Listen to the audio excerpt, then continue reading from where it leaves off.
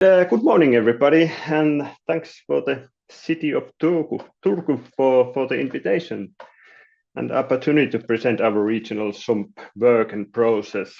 The title is Traffic System or Transportation System Designer, and I have been working in this position just under 2 years, but overall I have worked in the city of Kuopio about 9 years, so I know the city and the region quite well. Here's the content of the presentation. There's quite a few of slides, so let's get started. I have just 20 minutes time, so it's going to be tight. First, the region that we have.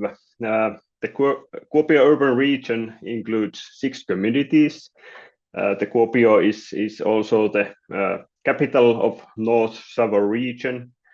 And in addition to Kuopio, we have the city of Suonenjoki, just under 7,000 inhabitants, Siilijärvi, Leppävirta, Lapinlahti, and Tuusniemi municipalities, which are quite small. Siilijärvi is the biggest one after Kuopio. It has over 20,000 inhabitants, but in total, in the region, we have 174,000 inhabitants. So we are quite small urban area in Finland, and the economic situation in the region it's not that good. I could say that we have no problem spending money and all other resources we have, and this is the reason why it's very important to do right things at the right time. We don't really have the money to make mistakes. And where do we go right now in the terms of sustainable mobility? About 45% of the regional trips are made by sustainable methods, walking, cycling, and public transportation. And we although we are quite big area, and really not that dense population, most of the trips are quite short, less than 5 kilometers.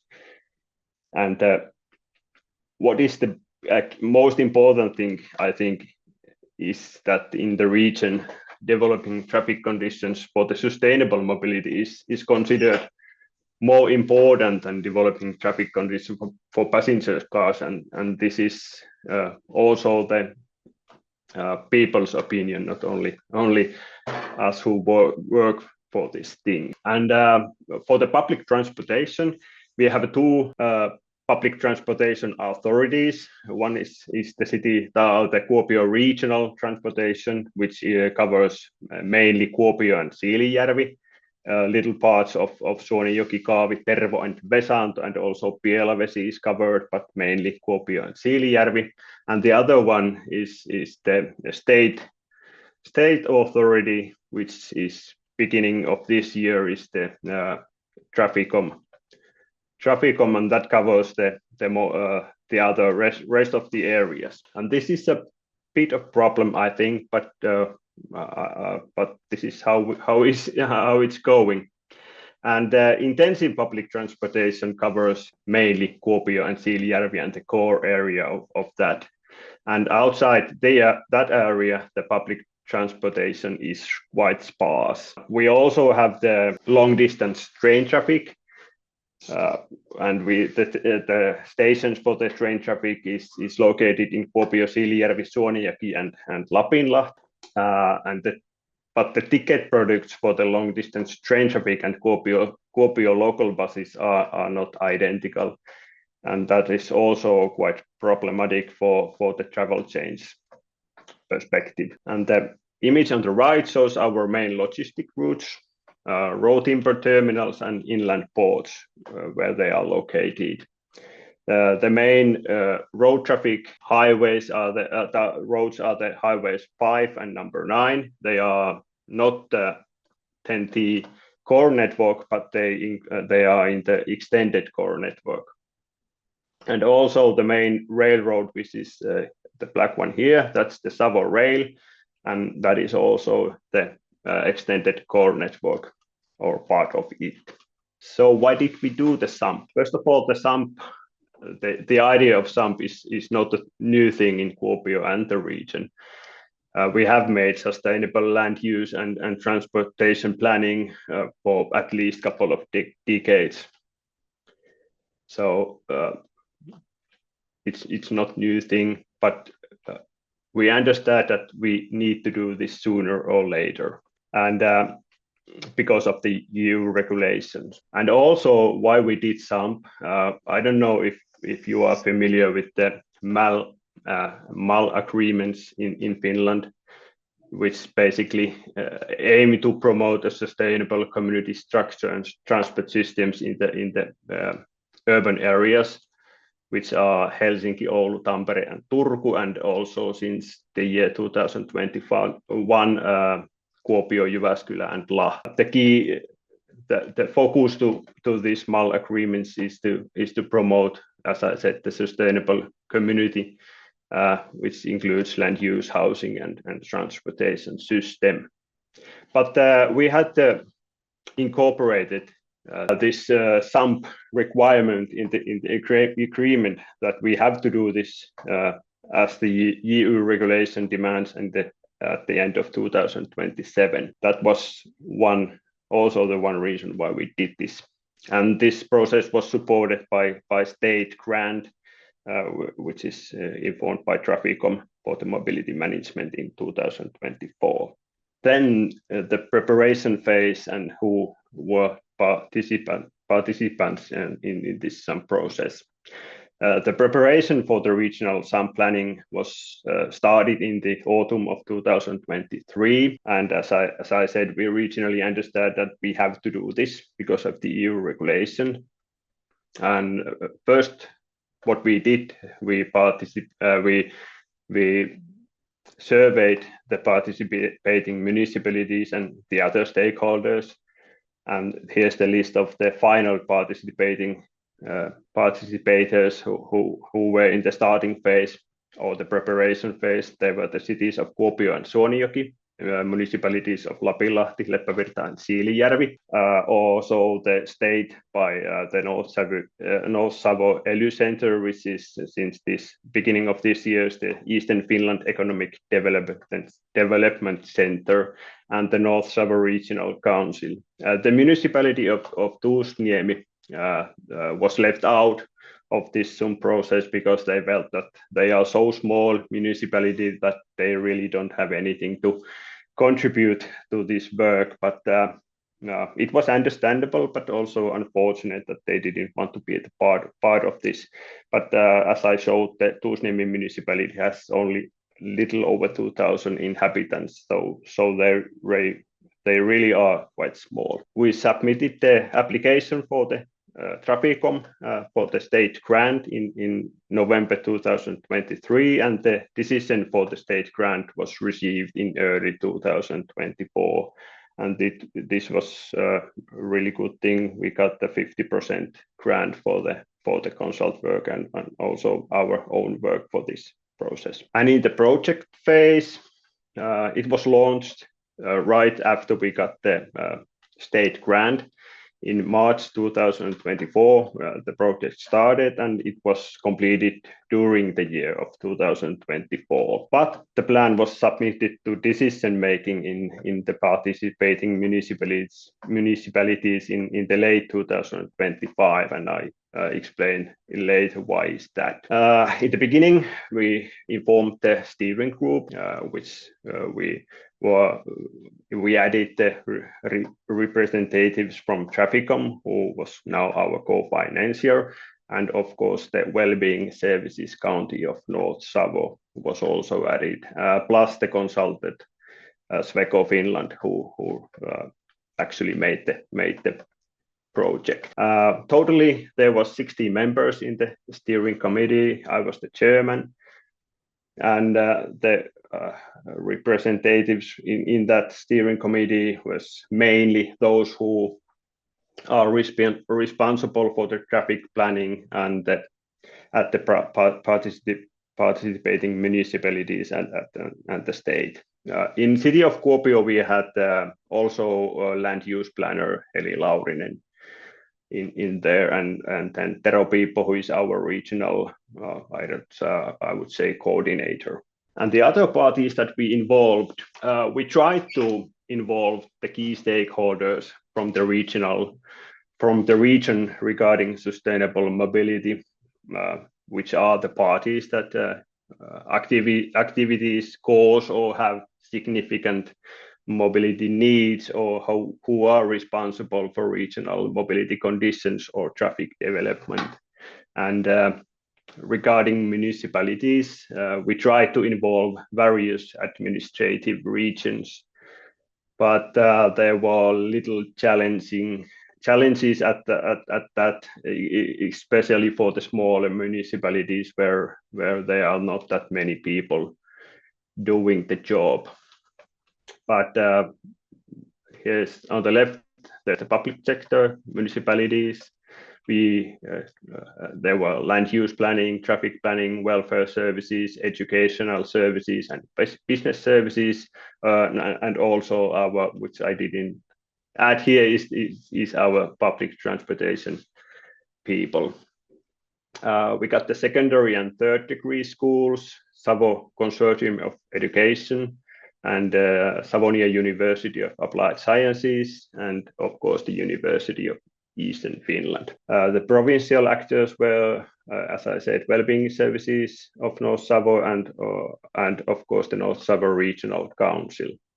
And the state actors were the North Savo Economic Development Center and Finnish Transport and Communications Agency, also known as Traficom. And from private sectors, there were, of course, the inhabitants, but also the energy sector, public transport operators, and logistic operators, and commercial sector. And as I said, the inhabitants or residents was involved, and how we did that was we had the resident council. This was the first time we have had this kind of resident council, and at the beginning of project, we had the project's launch announcement where we sought the participants for the residents council through an open registration process. We got 45 applicants who left their contact information. There were a little bit more, but we could sort the applicants from those that left the contact information. And in the final participants, there were 22 inhabitants, 4 to 5 from each municipality. And the selections aimed to find a group from each municipality that was very as heterogeneous as possible in the terms of age, place, and residence, and the main mode of transport that they use. We got the people who uses or drives private cars. We got the people that uses public transportation, and of course the cyclists and walkers also. And there were quite various ages. I think the youngest one was around 20, and the oldest one was nearly 70 years old. And the role of the Residents' Council was to participate in the preparation of the regional plan, in the agreed work phases, and give the residential perspective to support the regional plan, comment on the solutions presented, and to spread the information to local communities. Yes, the residential council meetings, they were full of good and diverse discussions. And according to the feedback that we received from the participants in the final council meeting, they felt that it was a good way to involve them, and they felt that they were being heard during the process, and that was very positive thing. And I have thought that this might be the way how we involve the inhabitants also in the future. And yes, how the interaction went throughout the process, that we had 4 main phases: current state of mobility, goals for the region, measures for the region, and the follow-up phase. And here's shown how we interacted with during the process. The focus of the interaction was the steering group work. As you can see, we have quite a few steering committee meetings, which the steering committee made the final decisions. Workshops and resident council and various working meetings were used to prepare and ground the matters for the steering group and the different stages of the work. And then what we came up with. First of the vision, we didn't reinvent the vision. We already had pretty good vision in the region for developing the transport system. And this vision was adopted from the regional transport plan to also for the SUMP plan. And the main themes of the vision are uniting diversity, strengthening vitality, and promoting sustainability. I hope you get the slides after the presentation, after the workshop, so you can read it more precise what we have in the vision. And then the goals. The main regional goal is to increase the share of sustainable modes of transport. At the regional MAL agreement with the state, we have agreed that we try to increase the sustainable modes from 45% to 55% by the year of 2035. It is quite ambitious goal, but at least we know why we work for. And as you move to the outer circles of the goals become more specific, and they ultimately guide the formation of measures what we came up. And before I show the measures, I show the slide of prioritization and scheduling the measures. During the work, we found out that the world is unfortunately changing quite rapidly, and it's not advisable to schedule the measures in long term, but rather to focus on measures for the coming years. So the measures were scheduled specific for 3 years in more detailed way, and the measures in the years of 2028 and 2029 will be completed at the 2027 at the latest. Unfortunately, we are a little behind in implementing the measures, and some measures that we thought that we would do a little later. I have found that we are doing them right now. So partly we are late, partly we are ahead of this schedule.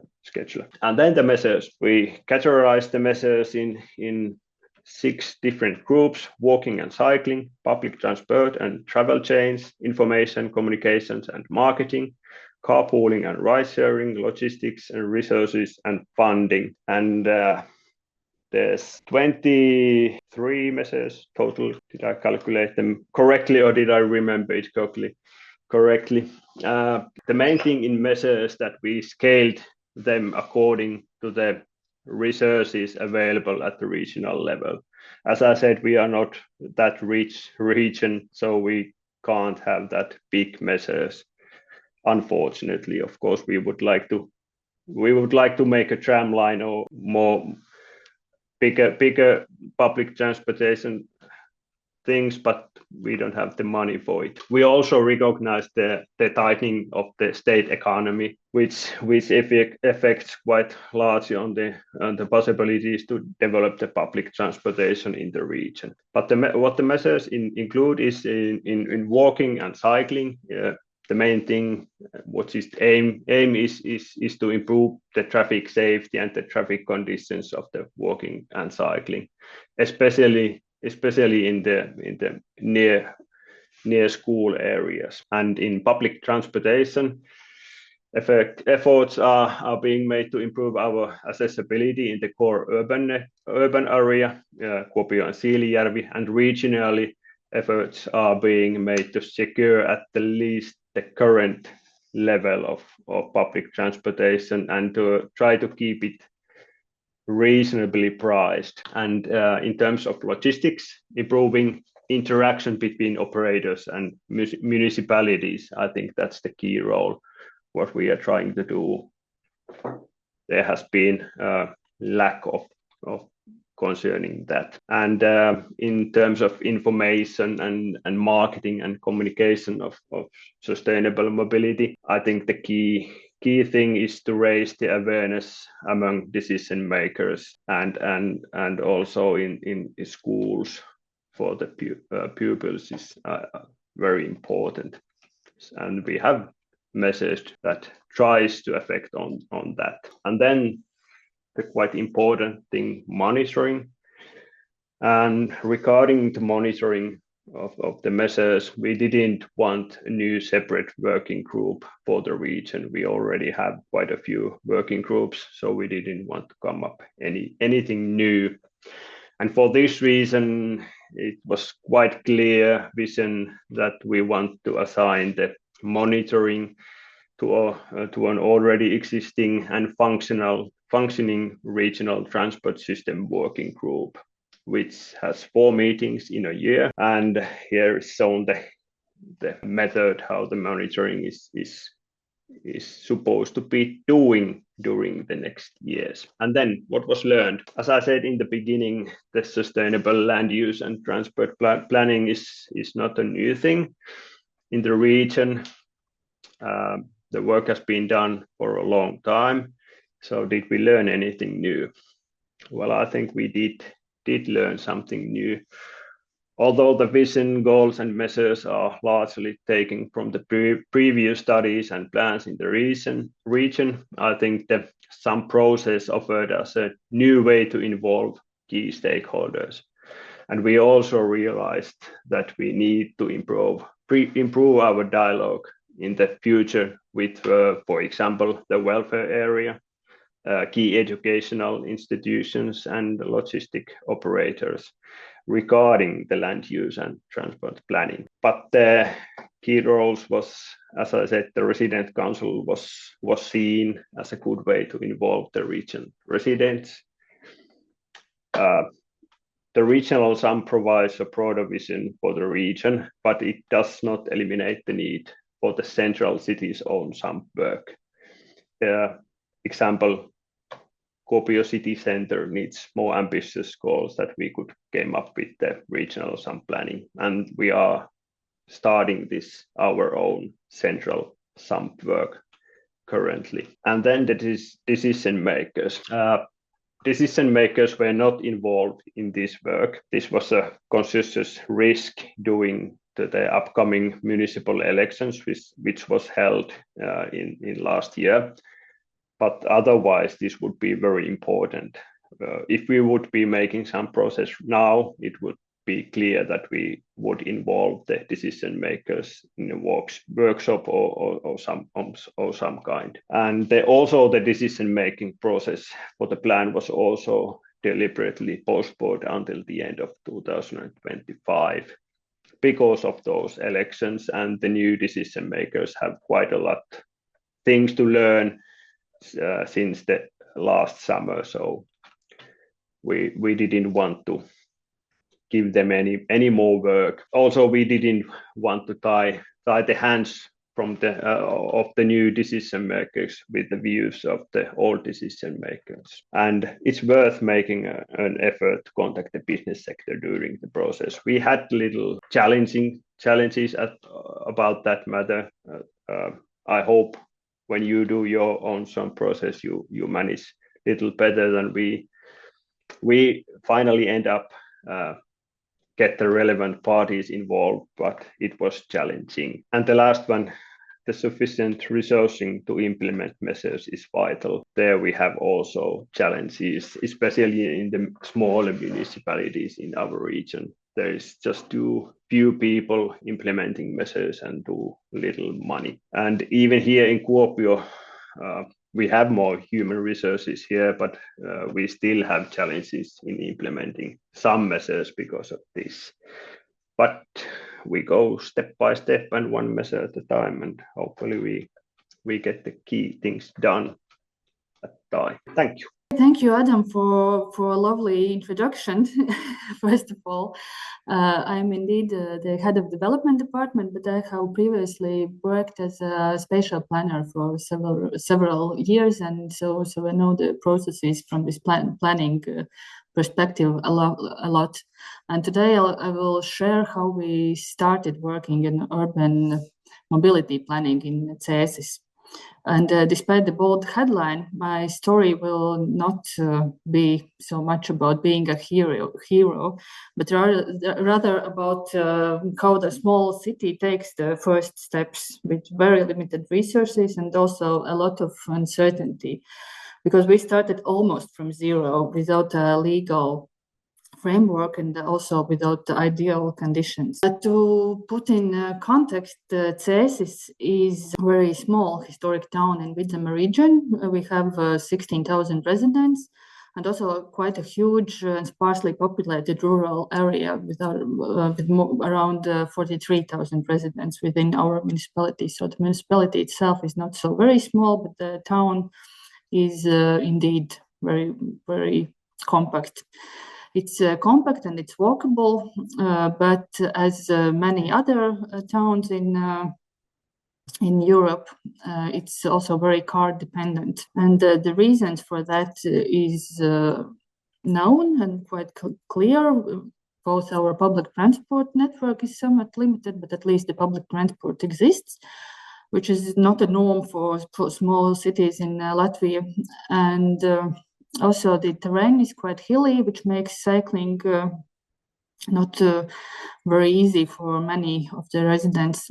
And on the weekends and summer, we have quite a lot of cars coming in from the countryside, and also the pressure from visitors from other towns, as CSIS is also a tourist destination, especially during the summer. So the situation regarding sustainable urban mobility is somewhat mixed. We have a strong potential for being very active and very sustainable, but also face certain limitations. And when I say zero, I do not mean that we didn't have anything. We had quite clear strategic goals that were written in several local planning documents in our development program, sustainable development strategy, and we also have our climate action plan. We did have our strategies and our targets, but those sustainable mobility theme was kind of spread across several of the documents, and all of them basically highlight the same priorities that what is needed to be done to reduce car use, to cut emissions, create more options for walking, cycling, and public transport. But zero for us means that there was and is still no coordinated way to turn goals into decisions. Technically, this Sustainable Urban Mobility Plan, or SUMP, would fill this gap. However, in Latvia, our planning system doesn't really require us to use this tool. In Latvia, only cities in the TNT network, such as Riga, Liepāja, Daugavpils, which are bigger cities, are required to prepare a SUMP by 2027. And CSIS is not really one of them.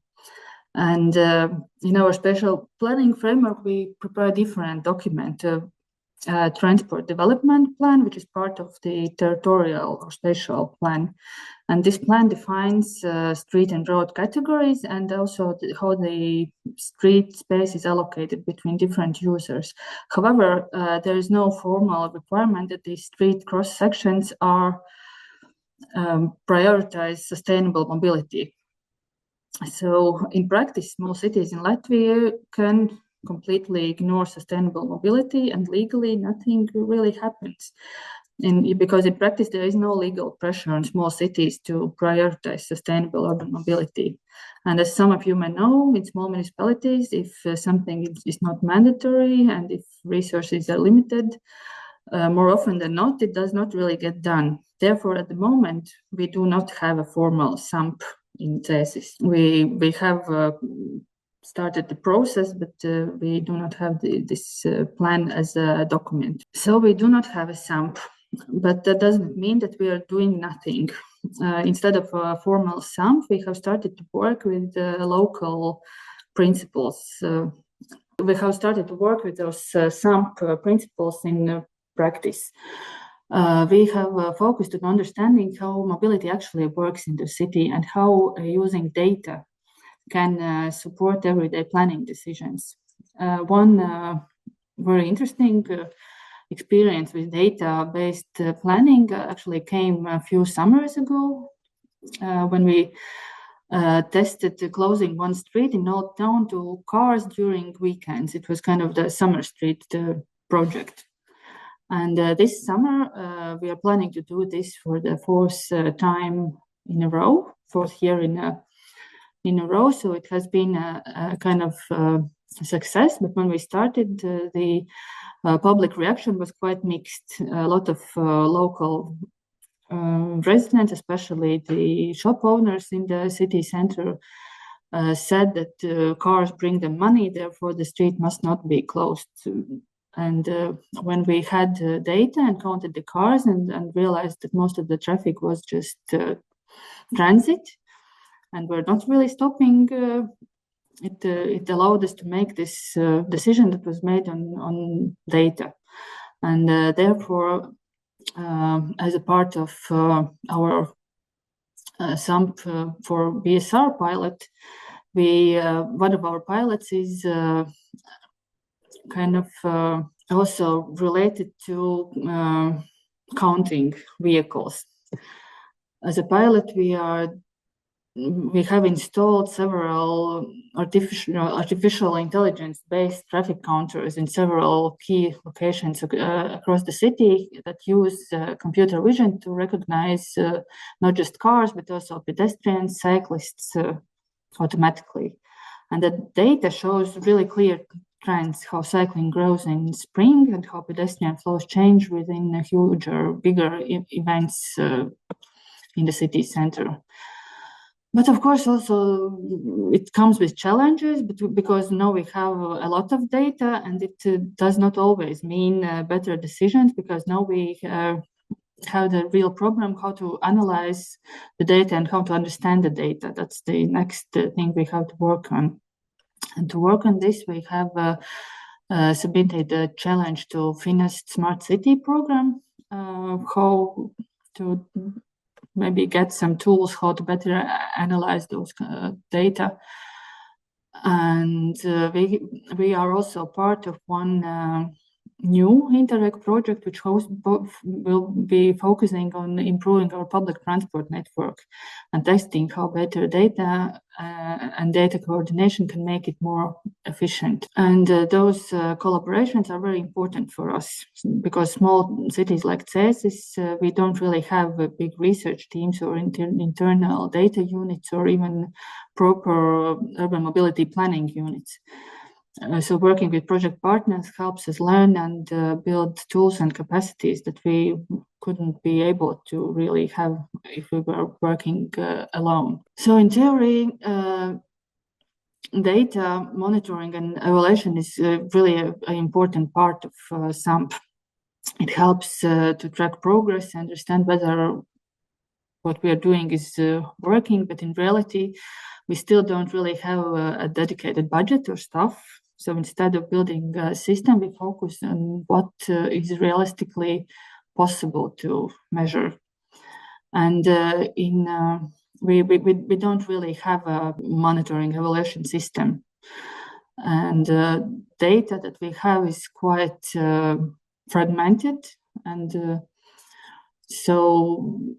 but even this limited data already helps us make better decisions, I believe.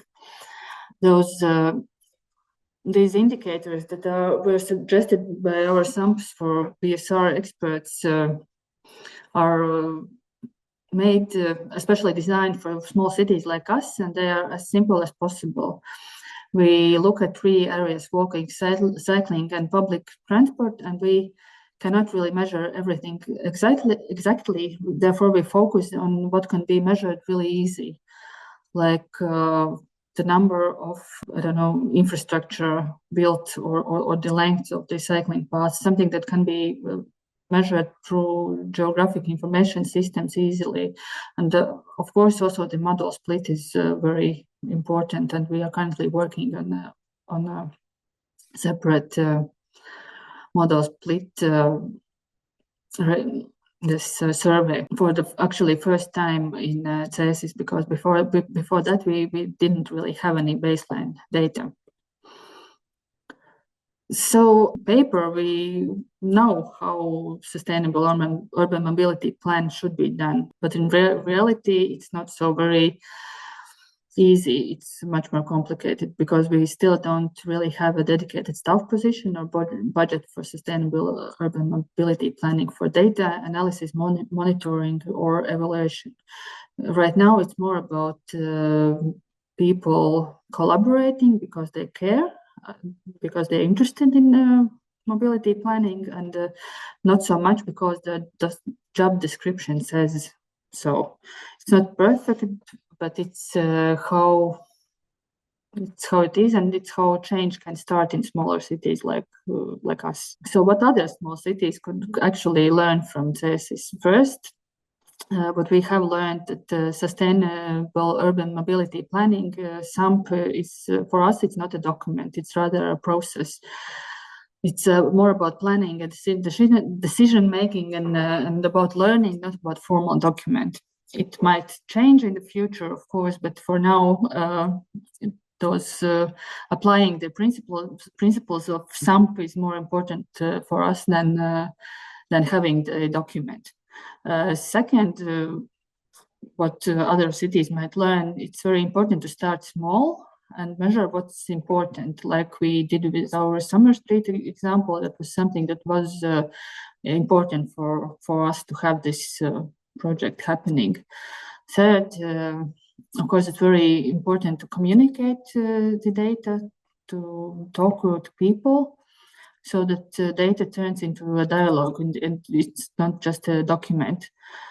And it's also very, as I already mentioned, very important work with others through different projects and collaborations.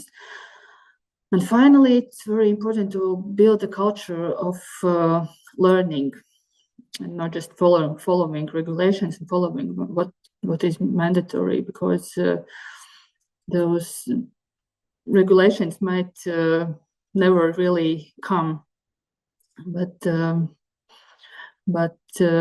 sustainable urban mobility is still important also for smaller towns like the size of CESIS. And within this culture of learning, even a small city like us can lead by example, I believe, if we are brave enough to experiment. And that's exactly what we have been doing with our Summer Street experiment, with our pilots within this project, and what we are planning to do in the future as well. So thank you very much.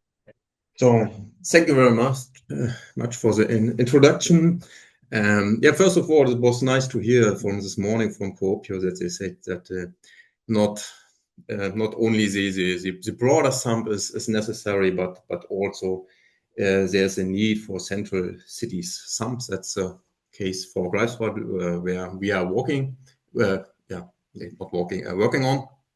And so it's every time it's a good idea to visit Greifswald. And for the people who doesn't know Greifswald, short introduction. So Greifswald is located at the South Baltic Sea, so it's marked with a cross, so the red cross. You see it at the screen. So somewhere between Berlin and Copenhagen, let's say, on the opposite side of Sweden.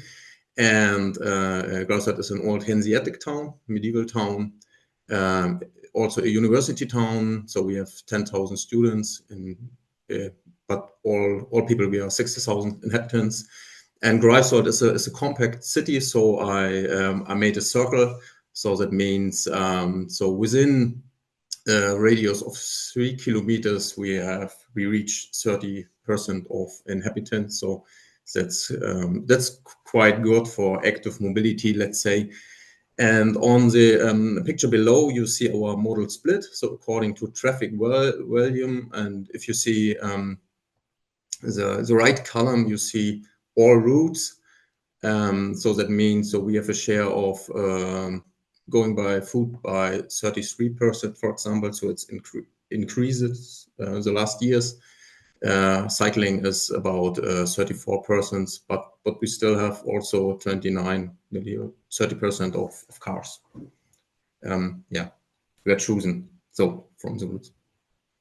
So yeah, we have really different challenges. That's not all. So we have one challenge that we still have a lot of cars within the city. So it's possible to have a shortcut through the city by going by cars, for example. Area allocation for traffic is in an old town also a big question. But we have also some missing segments in the road network, for example, for cyclists. Parking pressure in the city center, and also, of course, maybe outdated expectation among users, what they think, what is necessary for the city in terms of sustainable mobility, and so on. And we are sparsely populated in the surrounding of Greifswald, so there's a big affinity for cars in the surrounding. Okay. Yeah, but you can imagine if you see the pictures, if you're walking lanes, for example, so narrow streets and so on. So it's still a challenge. Yeah, here's some more pictures. So there's one challenge to achieve our climate protection goals. So we like to be, at the moment, we like to be climate neutral at 2033, but it's challenging also. It's changing, so I think so. Yeah, we will go to 2045 to be climate neutral. So it's actually a topic in local politics. Yeah, it's also a challenge to have. So what we need, I think, we need more mobility targets at all, not just some general climate protection goals, but also for mobility, securing the attractiveness or increasing the attractiveness for within the city center is a topic. You see it in the picture below. So it's just often it's just gray, but it should be seen in a different way. And yeah, in general, of course, we have rising costs for the people in general. So for example, for living, so we should have that in mind. Okay, so what we did. So first of all, of course, so we looked in the surroundings. So we had some concept regarding on the commuters, so that we have better knowledge about how many people are going to Greifswald and how many people are going from Greifswald in the other direction. So that's important for park and ride parking places, for example. And next to that, as a second step, so we developed our traffic concept for the inner city. So that is somehow our inner, let's say, some kind of inner city SUMP. Yeah. And therefore, what you see in the picture below, so that's one challenge. What I mentioned. So till today, it's possible to go through the city by car. We're doing a shortcut, and the idea was from our planning office to divide the city in three parts. That's the blue part, so that you can, if you enter these parts with your car, you can just go within this blue cars. But if you like to change to the other blue areas, you have to surround the city. And so of course we take part in modal split analysis. So there's one approach for whole Germany. A lot of cities take part in that. And a traffic experiment was one main point in our traffic concept. So it should test how it works, to divide the city in the different parts. And then came reality. So reality was that then that we had some election, and the new local government, they rejected our inner city traffic concept, and therefore also our traffic experiment was stopped even before starting. the experiment, and that was quite not good for us. But now we have the task to review and revise our traffic concept, so with further involvement of local economy. So we are working on that still. And of course, so in the meantime, we didn't like to do anything, of course. So for example, you see some pictures here. We started to develop and focus more on small projects. And there are 2 pictures, for example, from our administration side. So we think also as an administration, we should be some kind of forerunner and improve our cycling infrastructure, for example, that we later do not have to say to economy. And so you should do some work, but first of all, we are it's our homework, to do the best what we can do within our administration. And so it's somehow, I call it now new challenge. It's not new in general, but of course, so the fast changes in local politics is something we are not prepared for. Also, somehow local press is a challenge. So somehow you can ask, is this all time if it is balanced reporting, and or often it's not so balanced, I think, and therefore how's the reaction from administration. So and one challenge is of course then the speed of administration, because it needs a lot of coordination processes between different departments and different levels in the city. And therefore, so we had in this press release, one main article was about the lack of parking spaces in the city center. And then it's the question, if it is in the press, so how to deal with such things. And so what we did the last time also within our project, so like I said, implementing small solution like bicycle counters.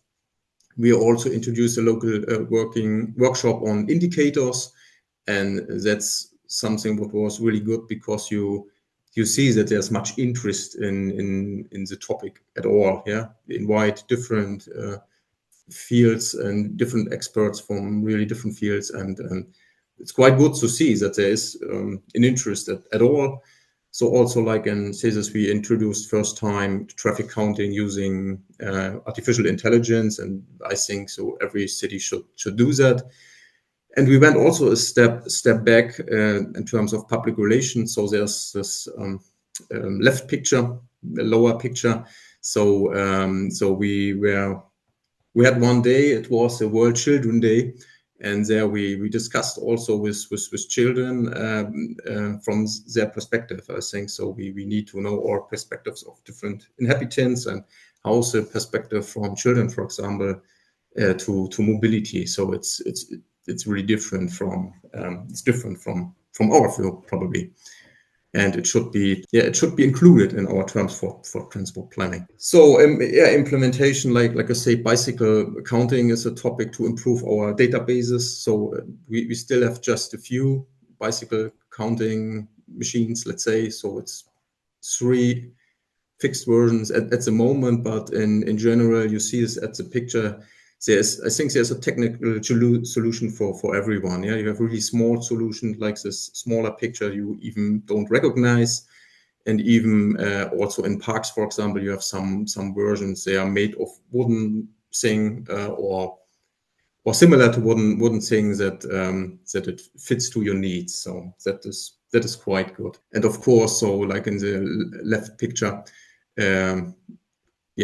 bicycle counting and walking counting, what everybody sees, it's also quite important for public relation, I think. So what are lessons learned from Greifswald? Because our first approach, like I said, was cancelled by politics.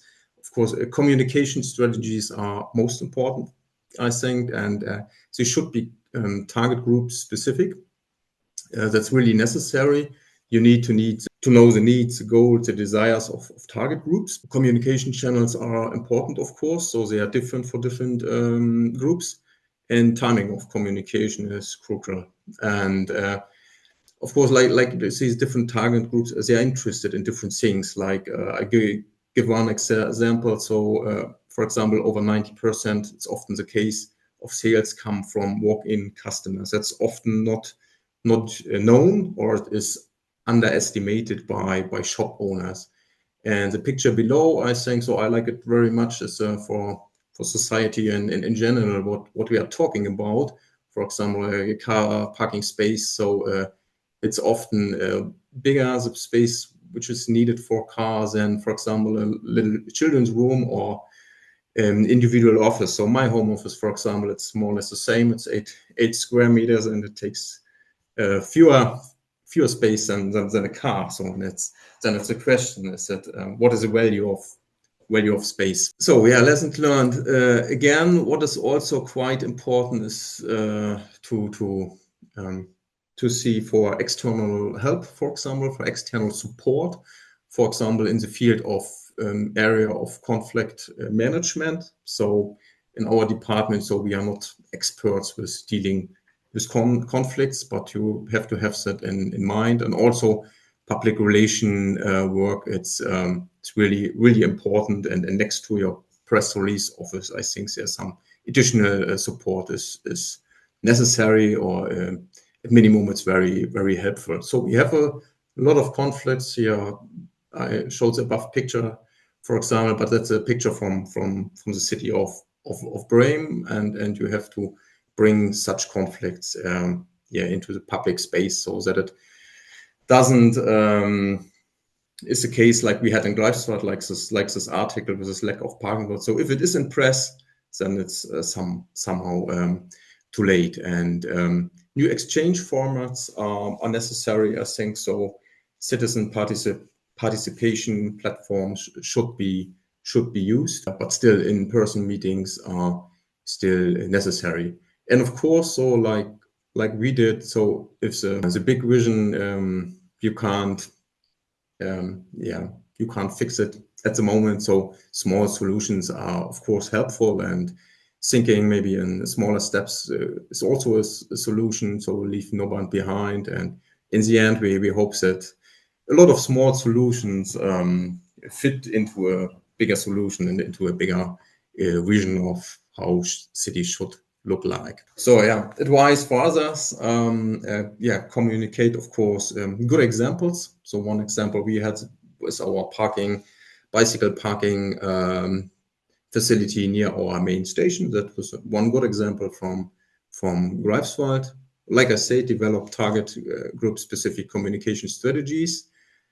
Then next advice is don't underestimate your time frame. So for example, for making resources available, resources in terms of money and persons who are involved then.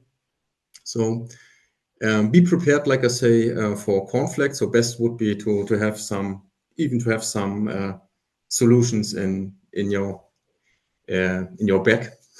back office, let's say. That would be good. And of course, one main conflict in our cities is the space requirement for different modes. So the picture below, it's not from Greifswald, but it's similar in a lot of cities. I think it's a picture from one city in Switzerland, and there it is. It's the area distribution for stationary traffic. There's 92% for car parking, and just all the rest, 8% is for cycling, bus stops, park benches, and so on. So that you have to have in mind. And for Greifswald it was which space we need for cars and for other things. So it's a conflict situation. So not everything can be solved immediately. Even smaller solutions contribute to a mobility transition. So therefore, thank you very much. And here are our contact details. So if you have some questions later on, thank you.